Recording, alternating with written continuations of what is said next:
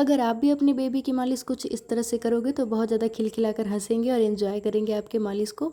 और बहुत लोग कमेंट भी कर रहे थे मुझे कि मैं अद्विक की मालिश किस तरह से करती हूँ जो इतना हैप्पी रहता है। तो मालिश करने के लिए मैं सबसे पहले एक पिलो लेती हूँ जो कि बहुत ज़्यादा सॉफ्ट है, और उस पर मैं अद्विक को उल्टा लिटा देती हूँ, यानी पेट के बल लिटा देती हूँ।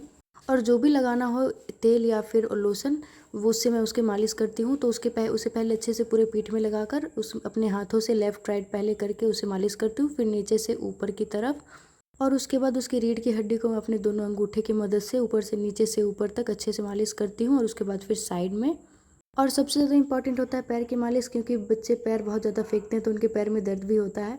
तो पहले अच्छे से लोशन मैंने लगा लिया था, उसके बाद फिर दोनों पैरों को उसके पकड़ के और मैंने अच्छे से मालिश किया, और उसके तलवे के चारों ओर मैंने अपने अंगूठे फेरे, और उसके बाद उसे सीधा करके, वो उसने टॉयलेट भी कर लिया था लेकिन मेरा ध्यान नहीं था वीडियो बनाने के चक्कर में, तो मैंने उसे टॉयलेट के वेंट में ही उसे उसकी मालिश कर दी थी। फिर मैंने उसके पेट और हाथ में अच्छे से और लोशन लगा लिया था, और उसके बाद मैं उसके पेट की मालिश करूँगी। पहले मैंने हाथ का किया था, और हाथ का ऐसे ही सिंपल आप कर सकते हो, हाथ का ज़्यादा कुछ करने की ज़रूरत नहीं होती है।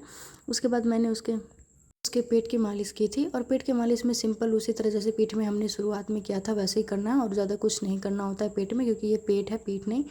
और ये देखो, ये अभी से कैसे उठ के उठने की कोशिश करता है। ये मालिश के वक्त मुझे बहुत डिस्टर्ब करने लगा। पहले तो आराम से करवा लेता था, लेकिन अब बहुत ही ज़्यादा डिस्टर्ब करता है।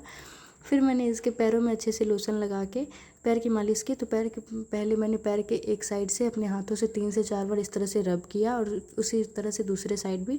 एंड देन बीच में उसके घुटने के चारों ओर मैंने अपने उंगलियों को 3-4 बार फेरा। वैसे 5 से 6 बार रोज़ करना चाहिए हमेशा। और उसके वैसे ही मैंने दूसरे पैर में भी दोहराया, और उसके तलवे को हल्का हल्का सा अंगूठे से दबाया। और साथ में इसकी मस्ती भी चालू थी, तो फिर मैंने इसके मस्ती के साथ ही इसकी मालिश की, और पैर को कुछ इस तरह से किया। आप भी कर लेना अगर आपको ये वाला वीडियो अच्छा लगे तो। और साथ ही मैं इसकी गैस की भी मालिश कर देती हूँ।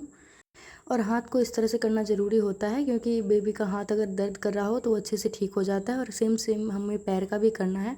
अगर आपका न्यूबॉर्न है फिर भी आप ये ज़रूर करना, बेबी को बहुत ज़्यादा रिलीफ होता है इससे। उसके बाद मैंने इसके हाथ पैर को अच्छे से बांध दिया था, जो कि इसे अच्छा लगता है। ये बहुत ही ज़्यादा हंसता है इसके पैर हाथ में बांधूँ तो, जबकि बहुत सारे बेबी रोते हैं लेकिन ये हंसता है, इसे अच्छा लगता है। और आप देखो कि इस तरह से मुस्कुराएगा अभी।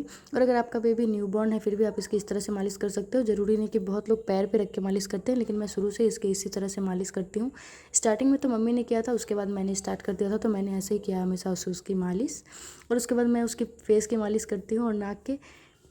मैं इसके नाक की मालिश इसलिए नहीं करती क्योंकि इसका शेप बनाना है, बल्कि मैं इसलिए करती हूँ कि आँख से पानी ना आए। और इस पर मैंने पाउडर का यूज़ कभी भी नहीं किया है शुरू से अभी तक।